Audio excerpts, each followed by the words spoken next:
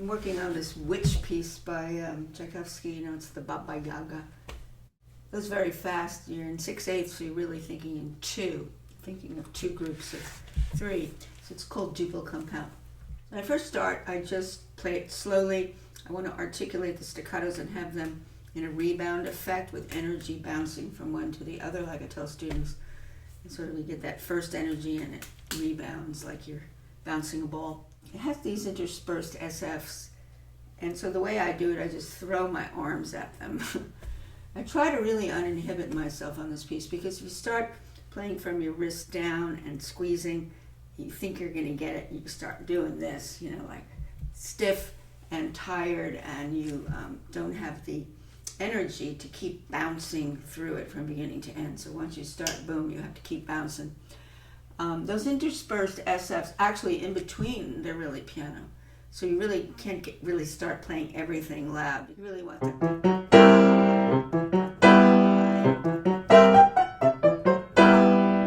So when I get to those SFs, I really throw my arms at them. And these initial notes, these three notes, are little springboards into that, and in between another three notes to cut a springboarding in. And then when you get to measure number 4, you have one SF at the beginning of that measure. That gives you the energy to take you through continuous staccatos down. Just remember holding the left hand down and the undervoice here, because you have a thicker texture here where you're holding down the first three notes, the dotted quarter. So you get that time I refined it a little.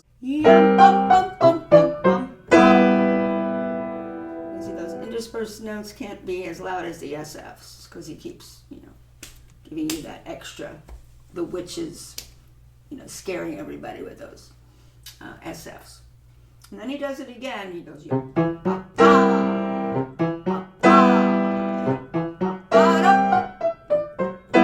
this time he distinctly puts a P after. It's interesting because when he puts the SFs in the beginning, he doesn't put anything after it, but you assume that because it started P and then has SF, that the remaining interspersed staccato notes aren't going to be loud, because otherwise it would have no contrast to the SFs.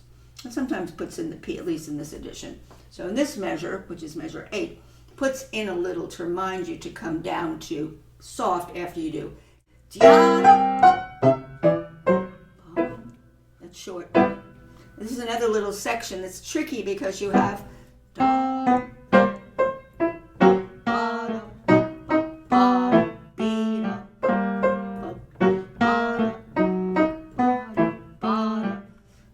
that goes fast. You have to get the slurs.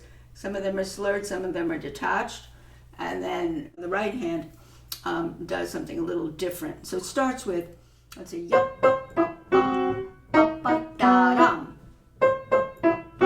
separate slur there. You have to be aware of those details. So this gets tricky here because of the articulations and the slurs. And the left hand is going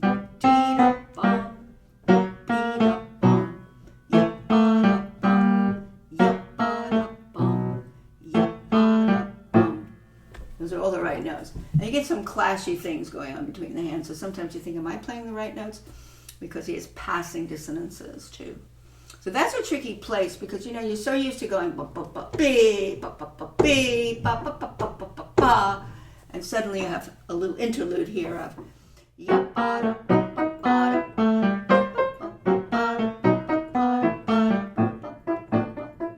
I'm looking at the dynamics there.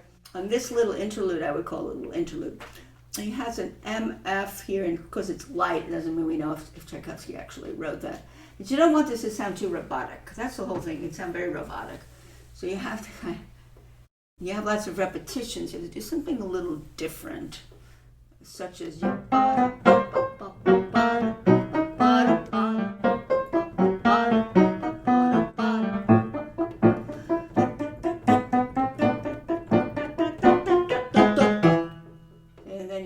soft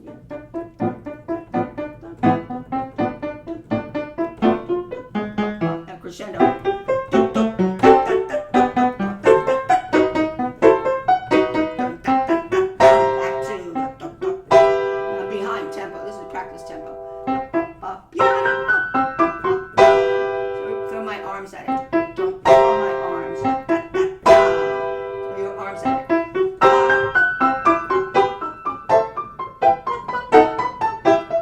Getting softer. Very soft.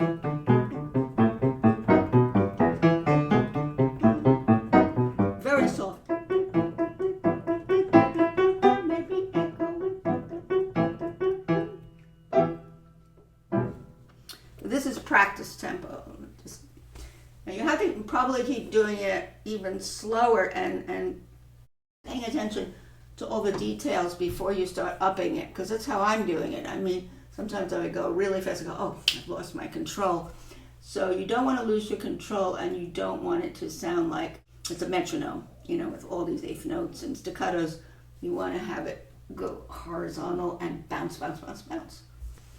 And of course you can do separate hands, but I think hands together is okay as long as some of these places, like I did, you get the fingering and the slurring. Ya-ba-da-bum, ya-da-da-bum, ya-ba-da-bum, ya-ba-da-bum, ya-ba-da-bum. And those details are very important. Sometimes it's staccato, sometimes it doesn't end with a staccato. On these little figures, it's a little longer. Of course, there's other editions that might say it ends with a staccato. So then you can start upping it a little bit. You could start upping it maybe.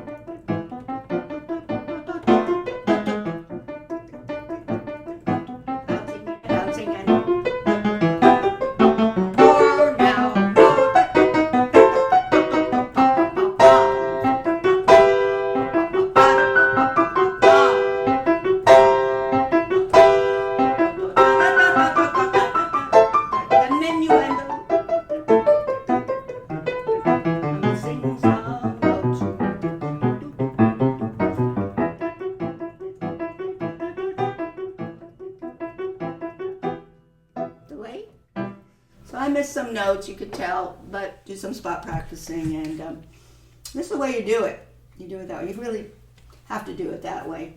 And when you get faster and faster, what you don't want to lose is the steadiness of it, the horizontal nature, the rebound effect, bouncing across, having the in-between SFs soft and not everything blasting away, because you won't get the witch's effect of the bam, boom, boom, boom. So I hope this has been somewhat helpful.